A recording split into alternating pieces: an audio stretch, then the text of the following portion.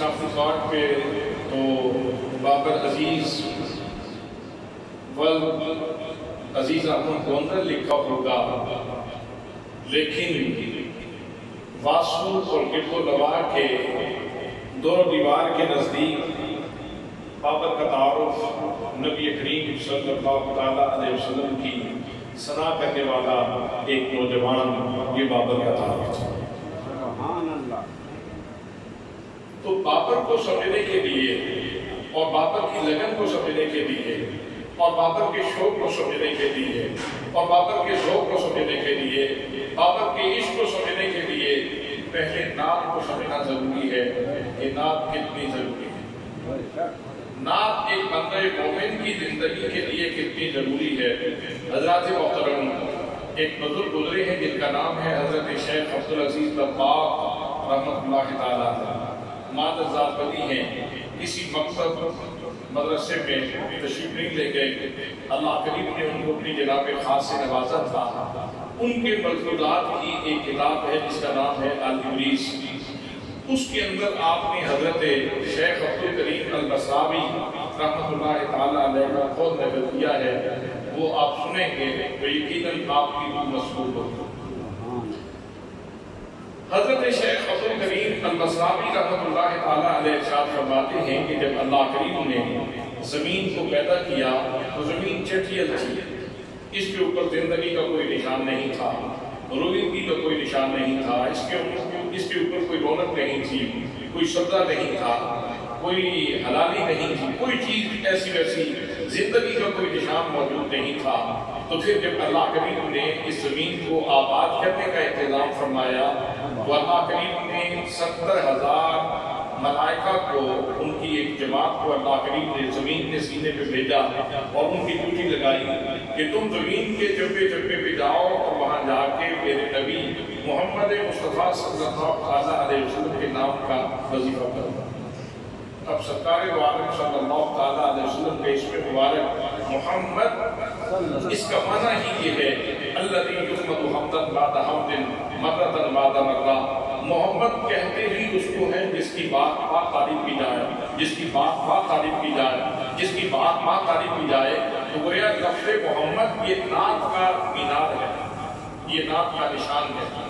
تو فرشتوں کی ڈیوٹی یہ تھی کہ وہ زمین پہ آئیں اور زمین کی چپے چپے کے اوپر نبی کریم صلی اللہ علیہ وسلم کے اسم مبارک کا وظیفہ کریں۔ 70,000 کی مزید ڈیوٹی لگائی گئی اور ان کے ذمہ یہ تھا کہ تم زمین پہ جانا ہے تم نے، اور وہاں جا کے زمین کے چپے چپے کے اوپر تم نے میرے نبی محمد مصطفیٰ صلی اللہ علیہ وسلم کی ذات گرامی پہ درود و سلام پیش کرنا ہے۔ حضرات محترم، اب درود و سلام بھی نعت کی ایک قسم ہی کا نام ہے۔ فرشتے زمین پہ آتے ہیں اور یہاں آ کے نبی مکرم صلی اللہ علیہ وسلم کی بارگاہ میں عطیہ درود و سلام پیش کر رہے ہیں، اور پھر اللہ کریم نے 70,000 ملائکہ کی ایک جماعت مریض بھیجی اور ان کے دل میں یہ تھا کہ وہ زمین کے چپے چپے کے اوپر گھومیں اور نبی کریم صلی اللہ علیہ وسلم کے مناقب بیان کریں، محاسن بیان کریں، حضور صلی اللہ علیہ وسلم کے جمال کو بیان کریں، حضور کے کمال کو بیان کریں، حضور کے نواز کو بیان کریں، نبی کریم کی عظمتوں کو بیان کریں، نبی کریم کی عفتوں کو بیان کریں، نبی کریم کی سربتوں کو بیان کریں۔ تو یہ 3 قسم کے فرشتوں کی جماعتیں آتی ہیں اور یہاں آ کے انہوں نے یہ وظیفہ کیا ہے۔ تو اس وظیفے کے نتیجے میں پھر اللہ کریم نے پانی کے چشمے جاری فرمائے اور پانی کے چشمے جاری ہونے کے بعد پھر دریا جاری ہوئے، اور پھر اس کے بعد زندگی کی جتنی قسمیں زمین کے سینے کے اوپر موجود ہیں، جتنی روئندگی موجود ہے اور جتنا سبزہ آپ کو نظر آتا ہے، یہ سارے کا سارا اس درود پاک کی برکت میں اس نعت خوانی کی مضمون منت ہے، اور اسم محمد صلی اللہ علیہ وسلم کا وظیفہ اس کی مضمون منت ہے۔ حضرات محترم، اس زمین کے اوپر آپ کو جتنا رزق مل رہا ہے، چاہے وہ خشک روح کی صورت میں ہو یا ترک روح کی صورت میں ہو، چاہے سبزی کی صورت میں ہو یا چاہے اناج کی صورت میں ہو، آپ جتنا بھی اناج کھا رہے ہیں، آپ جتنی خوراک کھا رہے ہیں، ایک ایک لقمہ آپ کے منہ کی طرف جانے والا اس کے پیچھے نعت موجود ہے، اس کے پیچھے نبی کریم صلی اللہ علیہ وسلم کی नात मौजूद है। तो हजरात मोहतरम, यही वजह है कि अल्लाह करीम ने इस रिज़्क़ को इतना तक़द्दुस अता फरमा दिया है कि रिज़्क़ के हर लुक़मे के अंदर नबी करीम सल्लल्लाहु अलैहि वसल्लम के इसमें मुबारक की बरकत मौजूद है। आप अगर रोटी खाते हुए लुक़मा आपके हाथ से गिर जाता है तो इरशाद ये है, उसको शैतान के लिए मत छोड़ो, उसको उठा के खा लो, उसको झाड़ के उठा के खा लो। और एक रिवायत में मौजूद है कि अगर आप वो लुक़मा उठा के झाड़ के खा लेते हैं तो इससे अल्लाह करीम आपके सारे गुनाहों को माफ़ फरमा देता है। फिर लुक़मा कितना है, उसकी कैपेसिटी कितनी है, उसकी मिक़दार कितनी है, उसके अंदर दाने कितने इस्तेमाल हुए हैं, कितने दाने तो चिड़ियाँ ले गई, कितने दाने तो चूंटियाँ ले गई। हज़रात मोहतरम, तो ये छोटा सा एक लुक़मा जो नीचे गिरा था, इसको उठा के खाने का हुक्म दिया जा रहा है। असल में पैगाम ये है कि ये लुक़मा फकत लुक़मा नहीं है, तुम दानों पे जाके रुक गए हो, तुम सिर्फ दानों पे जाके रुक गए हो। तुम ये समझे कि शायद ये मंडी बाउद्दीन की सरजमीन से मुझे ये लुक़मा मिला है, लेकिन सुनो, इस लुक़मे के पीछे इसमें मोहम्मद की बरकत मौजूद है। इसलिए इसका तक़द्दुस है, इसका तक़द्दुस है, इसका एहतराम है, इसकी ताज़ीम है, इसकी तकरीम है। इसकी तकरीम करोगे और आखिरी तुम्हें और नवाजेगा। हज़रात मोहतरम, जो लुक़मा हमें मिल रहा है उसके पीछे नात मौजूद है। पानी के बारे में अल्लाह करीम ने इरशाद फरमाया, वजअलना मिनल माइ कुल्ल शैइन हय्य, कि हमने हर जिंदा चीज की जिंदगी की डोरी पानी के साथ बांध रखी है। अभी रमजान में पानी की सही कदर होती है। जब पूरा दिन इंसान प्यास से गुजारता है तो जब शाम के वक्त, इफ्तारी के वक्त जब घूंट पानी का लेते हैं तो उस वक्त एहसास होता है कि इसके अंदर कितनी जिंदगी के आसार मौजूद हैं। हज़रात मोहतरम, ये पानी का घूंट हो या रिज़्क़ का कोई तबादला हो, इसके पीछे नात मौजूद है और उस नात के तवस्सुल से हमें ये रिज़्क़ नसीब हुआ है। हज़रात मोहतरम, इसलिए आप कह सकते हैं, बाबा की जुबान में आप कह सकते हैं कि नात मेरी जिंदगी है, नात मेरी जिंदगी है। मेरा हर नवाला उसके पीछे नात खड़ी है, मेरा हर लुक़मा उसके पीछे नात मौजूद है और मेरा पानी का हर खून उसके पीछे नात मौजूद है। हज़रात, डाकू भी रोजी कमाता है और एक मजदूर भी रोजी कमाता है। डाकू मुजरिम क्यों है और मजदूर महरम क्यों है? वो भी मजदूर, वो भी मेहनत करता है, ये भी मेहनत करता है। मजदूर पुरअमन माहौल में रोटी कमा करके ले जाता है और डाकू ये खतरात से खेल कर रोटी कमा के अपने बच्चों के लिए ले जाता है। तो ज्यादा खतरात से तो डाकू गुजर रहा है, लेकिन डाकू मुजरिम है और मजदूर महरम है। आखिर वजह क्या है? वजह असल में ये है कि डाकू ने वो जो हलाल लुक़मा आ रहा था, इसमें मोहम्मद की बरकत लेकर, नाते मुस्तफा की बरकत लेकर, वो जो सलातो सलाम की बरकतें लेकर रिज़्क़ आ रहा था, डाकू ने रिज़्क़ को अपने उस पूरे कसब से उसका तक़द्दुस पामाल किया, बेअदबी की है, इसलिए डाकू मुजरिम है। और मज़लूम ने वैसे ही रोज़ी कमाई जैसे अल्लाह के रसूल ने हुक्म दिया है। हज़रात मोहतरम, इसलिए मज़लूम महरम ठहरा और डाकू मुजरिम ठहरा। तो हज़रात मोहतरम, ये नात वो सौगात है कि जिस नात से अल्लाह करीम ने हमें ये सारी बरकतें और बहारें अता फरमाई। ये तो जिस्मानी रिज़्क़ की कहानी है कि इसके पीछे नात मौजूद है। अब रूहानी रिज़्क़ की बात छेड़ेंगे, इसके पीछे भी आपको नात खड़ी नजर आए। अल्लाह करीम ने हमारे रूहानी रिज़्क़ का जो इंतजाम फरमाया, वैसे तो अल्लाह ने तमाम अपनी जितनी भी मखलूक है तो सबको रिज़्क़ अता फरमाया है। जितने इंसान इस जहान नबूवत में आए हैं सबको अल्लाह करीम ने रूहानी रिज़्क़ अता फरमाया। जनाब आदम अलैहिस्सलाम के मानने वाले, जनाब नूह अलैहिस्सलाम के मानने वाले, जनाब इब्राहीम अलैहिस्सलाम के मानने वाले, जनाब हज़रत मूसा अलैहिस्सलाम के मानने वाले, ईसा अलैहिस्सलाम के मानने वाले, दीगर अंबिया के मानने वाले, सभी को अल्लाह करीम ने रिज़्क़ अता फरमाया है। लेकिन उनका रिज़्क़ का शायद ये था, अंदाज़ ये था कि अल्लाह करीम ने सहीफ़े भेजे, सहीफ़े भेजे और सहीफ़ों से लोगों ने इस्तिफ़ादा किया और अपनी रूहानी वालिदगी का इत्माम किया। सोहफ़े इब्राहीम से, सोहफ़े नूह से, دیگر انبیاء کرام کے صاحب سے، حضرت داؤد علیہ السلام کی کتاب زبور سے، حضرت موسیٰ علیہ السلام کی کتاب تورات سے، اور جناب عیسیٰ علیہ السلام کی کتاب انجیل سے لوگوں نے استفادہ کیا، صحیفوں سے، کتابوں سے، اور وہاں سے رزق کشیر کیا اور اپنی روحانی بالندگی کا اہتمام کیا۔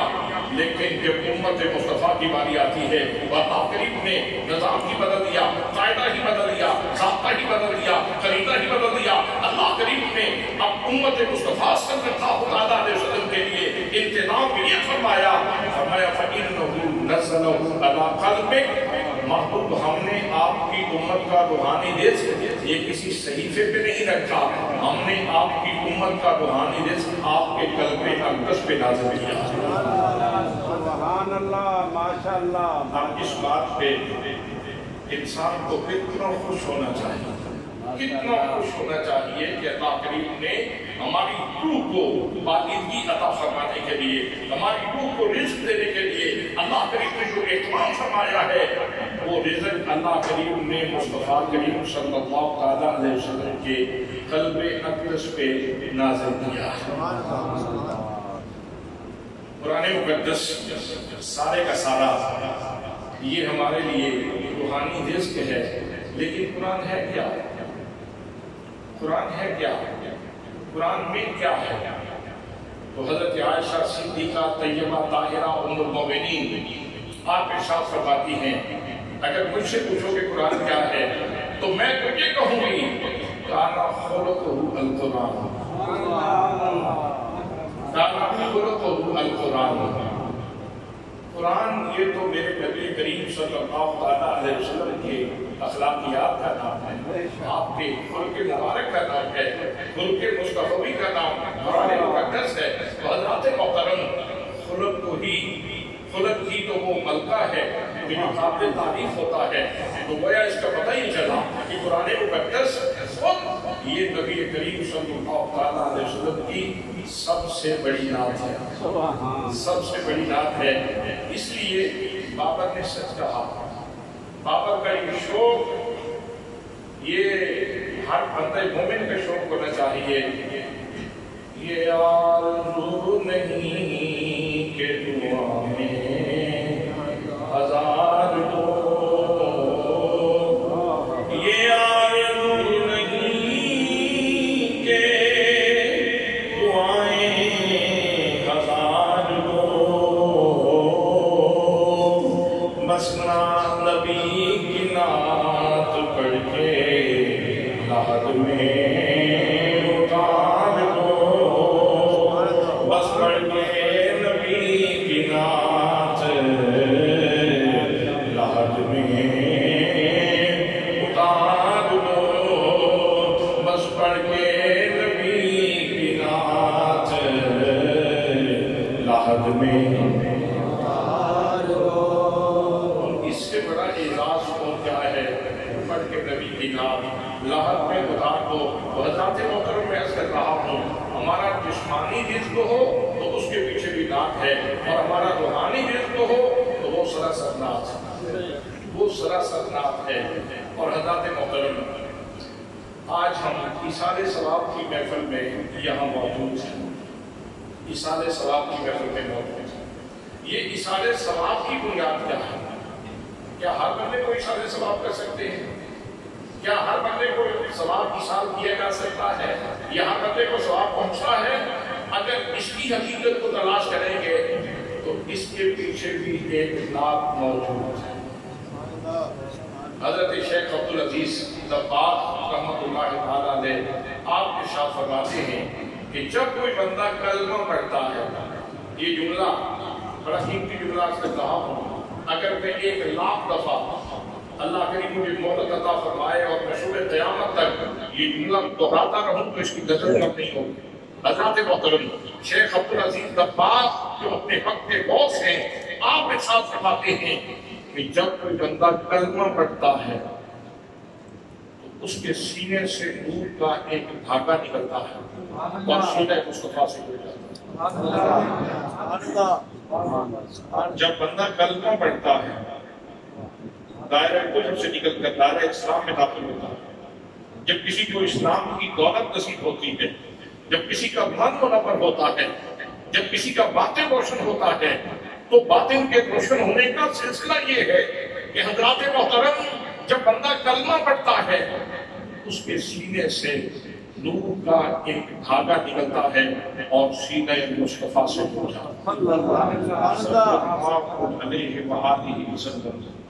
اب چونکہ آج کا دور کیا اور کن کا دور ہے، سائنٹیفک دور ہے، آپ کہیں گے ہمیں سمجھ نہیں آئی، اس کو سائنٹیفک طریقے سے سمجھایا جائے تو اس کا سائنٹیفک طریقہ یہ ہے سمجھنے کا کہ آپ یہاں موجود ہیں اور آپ کا ایک دوست سعودی عربیہ میں موجود ہے اور آپ اس سے بات کرنا چاہتے ہیں تو کیا آپ کی بات ہو جائے گی؟ آپ اپنے دوست سے، بھائی سے جو سعودیہ میں بیٹھا ہے اس سے بات کرنا چاہیں آپ کی بات ہو جائے گی کہ نہیں؟ آپ کہیں گے یہ تو بڑا آسان ہے، آج کے دور میں تو بہت آسان ہے، ہو جائے گی کیا؟ ہم تو روزانہ کرتے ہیں۔ ایک سیل آپ کے پاس موجود ہے موبائل اور ایک اس بھائی کے پاس موجود ہے، کسی نوجوان کو کھڑا کریں اور اسے پوچھیں بیٹا یہ ہمارا رابطہ سعودیہ والے بھائی سے کیسے ہو جاتا ہے؟ تو وہ کہے گا آصف میں یہ سیٹلائٹ سسٹم ہے۔ سیٹلائٹ سسٹم جو ہے وہ لہروں کو کنٹرول کرتا ہے، جب دونوں موبائلوں کی لہریں ویوز آپس میں جڑتی ہیں تو اس وقت کنیکشن ٹوٹ جاتا ہے اور گفتگو شروع ہو جاتی ہے۔ اب آپ 5 منٹ گفتگو کرنا چاہیں تو 5 منٹ کر سکتے ہیں، 10 منٹ گفتگو کرنا چاہیں تو 10 منٹ کر سکتے ہیں، آپ آدھا گھنٹہ گفتگو کرنا چاہیں تو آدھا گھنٹہ گفتگو کر سکتے ہیں، آپ گھنٹہ گفتگو کرنا چاہیں تو گھنٹہ گفتگو کر سکتے ہیں۔ حضرات محترم یہ جو ویوز کا تعلق جڑتا ہے انگلش میں ان کو ویوز کہتے ہیں، اور اگر اردو میں اس کا ترجمہ کریں تو ترجمہ لہریں بنے گا، اور اگر کسی صوفی بابے کی زبان میں سادہ زبان میں ترجمہ کریں تو وہ ویو وہ نور کے دھاگے ہیں، وہ نور کے دھاگے ہیں جو انسانی عقل کے ساختہ پرداختہ ہیں۔ بس فرق یہ ہے کہ یہ جو سیٹلائٹ سسٹم ہے، یہ جو موبائل کا کنیکشن ہے، یہ ایک سائنسدان کا کمال ہے۔ یہ سائنسدان نے میرا اس بھائی کا تعلق جو سعودیہ میں بیٹھا تھا اس سے جوڑ دیا ہے۔ یہ تعلق جوڑنا یہ سائنسدان کا کمال ہے، اور نبی کے سینے سے امتی کا تعلق جوڑ دینا یہ میرے رب کا کمال ہے۔ جب بندہ کلمہ طیبہ پڑھتا ہے تو اس کے سینے کا تعلق سینہ مصطفیٰ سے جڑ جاتا ہے۔ اب اس کے بعد یہ دھاگا یہ ٹوٹ بھی جاتا ہے، یہ کمزور بھی ہو جاتا ہے، اور یہ بہت مضبوط بھی ہو جاتا ہے، یہ بہت مضبوط بھی ہو جاتا ہے۔ حضرات محترم اگر کوئی بندہ کفر کرے تو یہ دھاگا ٹوٹ جاتا ہے، نبی کی گستاخی کرے تو یہ دھاگا ٹوٹ جاتا ہے، صحابہ کرام کی گستاخی کرے تو دھاگا ٹوٹ جاتا ہے، اگر اہل بیت اتحاد کی گستاخی کرے تو یہ دھاگا ٹوٹ جاتا ہے، ضروریات دین کا انکار کرے تو یہ دھاگا ٹوٹ جاتا ہے۔ یہ دھاگا کمزور بھی ہو جاتا ہے جھوٹ بولنے سے، غیبت کرنے سے، دھوکہ دینے سے، فرار کرنے سے، کسی کو تکلیف دینے سے، کسی کو غلط پہنچانے سے۔ حضرات محترم اس سے رذائل سے، برے اخلاق سے یہ دھاگا کمزور بھی ہو جاتا ہے اور یہ دھاگا مضبوط بھی ہو جاتا ہے۔ مضبوط کیسے ہوتا ہے؟ قرآن پڑھنے سے، حدیث پڑھنے سے، نعت پڑھنے سے، حضور کی تعریف کرنے سے، اللہ کا ذکر کرنے سے، درود و سلام پڑھنے سے یہ مضبوط تک ہوتا چلا جاتا ہے، مضبوط تک ہوتا چلا جاتا ہے۔ حضرات محترم اب جتنا آپ پاٹ پڑھاتے جائیں گے اتنی روشنی بڑھتی جائے گی، اتنی روشنی بڑھتی جائے گی۔ پاور ہاؤس میں تو کبھی نہیں ہے، منگلہ میں تو بھی نمبر نہیں ہے، بس یہاں اگر کوئی 100 کا بلب لگائے تو وہ 100 کی روشنی ہوگی، اگر 200 واٹ کا بلب لگا لیں تو 200 واٹ کی روشنی ہوگی، اور اگر 500 واٹ کا بلب لگا لیں تو 500 واٹ کی روشنی ہوگی۔ حضرات محترم مرکز میں تو بجلی کی کمی نہیں ہے، بس آپ کا واٹ بڑھانے کی ضرورت ہے، جتنا واٹ بڑھتا چلا جائے گا اتنی روشنی بڑھتی چلی جائے گی۔ مدینہ طیبہ ہمارا روحانی مرکز ہے، وہ بجلی کا مرکز ہے، وہاں وہ بجلی کی کمی نہیں ہے، وہاں وہ انرجی کی کمی نہیں ہے۔ بس آپ واٹ بڑھاتے جائیں گے تو آپ کا سینہ منور ہوتا چلا جائے گا۔ واٹ بڑھانے کا طریقہ بہت سارے طریقے ہیں۔ ایک طریقہ یہ ہے جو مولانا عزیز احمد محمد صاحب نے کہ بچیوں کو ان کے سینے قرآن کے نور سے کیے جائے. مولانا محمد صاحب کر رہے ہیں بچوں کے سینے قرآن کے نور سے منور کر رہے ہیں. یہ وعد پڑھانے کا طریقہ ہے. جو لوگ علماء ہیں وہ اپنی مسانید پہ بیٹھتے ہیں اور روزانہ نشر و تدریس کا فریضہ سے انجام دیتے ہیں. بچوں کو پڑھاتے ہیں, بچیوں کو پڑھاتے ہیں اور ان کو یہ انوار تقسیم کرتے ہیں. اور جو لوگ یہ فریضہ سر انجام نہیں دے سکتے وہ ان اداروں کی خدمت کر سکتے ہیں. نبی کریم صلی اللہ علیہ وسلم کا ارشاد گرامی ہے, دو ہی تو بندے ہیں جن کے اوپر نشر کیا جا سکتا ہے. ایک وہ آدمی ہے جس کو اللہ کریم قرآن کی دولت عطا فرمائے اور وہ صبح شام قرآن پاک سناتا ہے, اور دوسرا وہ آدمی ہے جس کو اللہ کریم مال عطا فرمائے وہ اللہ کے راستے میں خرچ کرتا ہے. تو ہمارے بزرگ, ہمارے سینئر دوست, ہمارے بھائی جناب علامہ پروفیسر عزیز احمد محمد صاحب کو اللہ کریم نے ہر دو لحاظ سے نوازا ہے, اور ہر دو لحاظ سے, مال سے بھی اور اپنے علم سے بھی یہ اللہ کی محبت کی خدمت کر رہے ہیں. غوثیہ گرلز کالج یہ بھیرا شریف کی پہلی برانچ ہے. یہ اس مرکز نور کی پہلی برانچ ہے, اور اللہ کے فضل سے اس ادارے سے ہزاروں بچیاں زیور تعلیم سے آراستہ ہوتی ہیں. اس وقت بھی داخلہ شروع ہے. آپ حضرت قبلہ پروفیسر عزیز احمد محمد صاحب سے رابطہ فرما سکتے ہیں. یہ آپ سے کوئی چندہ نہیں مانگتے, یہ کہتے ہیں بچے حضور ضیاء الامت کی جیسے سنت تھی. آپ ارشاد فرماتے تھے کہ میں تم سے کوئی نذرانہ نہیں مانگتا, بس آپ مجھے بیٹے دیں, میں ان کو غلام رسول بناتا. یہ کہتے ہیں کہ آپ اپنی بیٹی ہمارے کلیے میں داخل کرائیں, ہم اس کو کنیز فاطمہ بنا دیں گے, ہم اس کو کنیز فاطمہ بنا دیں گے. حضرات, میں کلوز کروں اس بات پہ کہ اللہ کریم کے مختلف اسماء حسنہ ہیں اور ان کی مختلف تاثیرات ہیں. اللہ کا ایک اسم مبارک ایسا ہے کہ اگر اس اسم مبارک کا نور کسی کو نصیب ہو جائے تو وہ بندہ ہمہ وقت روتا ہی رہتا ہے. ایسی مثال کی حضرت اس کو نصیب ہو کہ وہ ہمہ وقت روتا ہی رہتا ہے. اور اللہ کا ایک اسم مبارک ایسا ہے کہ اگر اس کا نور کسی کو نصیب ہو جائے تو وہ ہمہ وقت ہنستا ہی رہے, اور وہ ہے المتعال. ایک ہے اسم کا وظیفہ کرنا اور ایک ہے نور نصیب ہونا. حضرت شیخ عبدالعزیز دباغ نے یہ ارشاد فرمایا اور پھر ساتھ فرمانے لگے کہ اگر کسی کی طبیعت ہو کہ اللہ کے اسماء حسنہ کا وظیفہ کرے تو وہ خود بخود نہ کرے, وہ کسی صاحب اجازت سے اجازت دے اور پھر وظیفہ کرے. اس لیے کہ اللہ کے اسماء حسنہ کی تاثیرات مختلف ہوتی ہیں, انوار مختلف ہوتے ہیں, تو بعض اوقات بندہ برداشت نہیں کر پاتا, اس واسطے کسی صاحب اجازت سے اجازت دے کے وظیفہ کرے گا. یہ بات جب انہوں نے ارشاد فرمائی اور آج کی اس نشست کا ماحصل درس کرتا ہوں اس آخری جملے میں, تو حضرت ملا احمد مبارک جو ان کے شاگرد تھے عرض کرنے لگے, حضور آپ فرماتے ہیں کہ اسماء حسنہ کے مختلف انوار ہوتے ہیں اور ان کو کنٹرول کرنے کے لیے ضروری ہے کہ اجازت دی جائے. تو ہمارے چھوٹے چھوٹے بچے بچیاں یہ قرآن پاک پڑھتے رہتے ہیں اور قرآن مقدس میں اسماء حسنہ موجود ہیں, تو ان کو تو کوئی ایسا ویسا اثر نہیں ہوتا کہ کہیں ایسی بات محسوس کریں کہ ان کا کنٹرول ہو گئے, انوار کنٹرول نہیں ہو رہے, تاثیر کنٹرول نہیں ہو رہی. ایسی بات ان میں تو کہیں دیکھنے میں کوئی چیز ایسی نظر نہیں آتی ہے. آپ توجہ ہے, آپ کی توجہ ہے. بڑی اہم بات کہنا چاہتا ہوں, شیخ عبدالعزیز دباغ نے کہی. ملا احمد مبارک نے سوال کیا کہ حضور ہمارے چھوٹے چھوٹے بچے قرآن پاک پڑھتے رہتے ہیں تو ان کے تو انوار کوئی آؤٹ آف کنٹرول نہیں ہوتے, تو اس کی وجہ کیا ہے؟